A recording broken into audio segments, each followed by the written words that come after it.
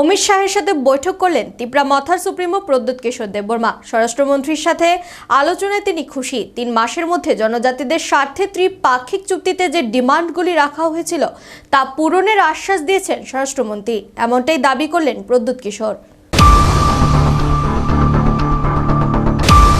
ত্রিপ্রাসাদের দাবি নিয়ে কেন্দ্র সরকারের সাথে যে চুক্তি হয়েছে তা আগামী 2-3 মাসের মধ্যে পূরণ হয়ে যাবে বলে আশাবাদী ত্রিপুরা মথার সুপ্রিমো প্রদ্যুৎ বিক্রম মানিক্য দেববর্মা।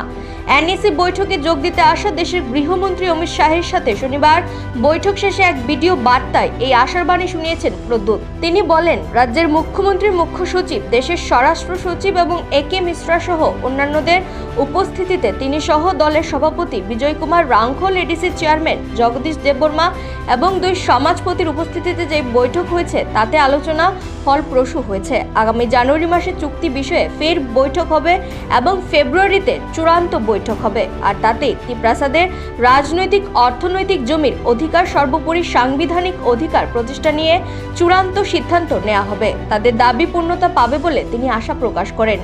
তিনি বলেন, তার নিজ জাতি ভবিষ্যৎ প্রজন্মের জন্য এই দাবিগুলোর সহায়ক ভূমিকা পালন করবে। এদিনের বৈঠকের আলোচনা নিয়ে তিনি সন্তোষ প্রকাশ করেন। সব সমস্যার স্থায়ী সমাধানের আশ্বাস পেয়েছেন। এই দেশ নিরপেক্ষ, সব অংশের মানুষের নিজ নিজ অধিকার সুরক্ষিত থাকবে। তিনি কোনো সাম্প্রদায়িক মানসিকতা নিয়ে চলেন না বললেও এদিনের বার্তায় বলেন। পাশাপাশি বাংলাদেশের বর্তমান রাজনৈতিক পরিস্থিতি নিয়েও এদিন আলোচনা হয়েছে।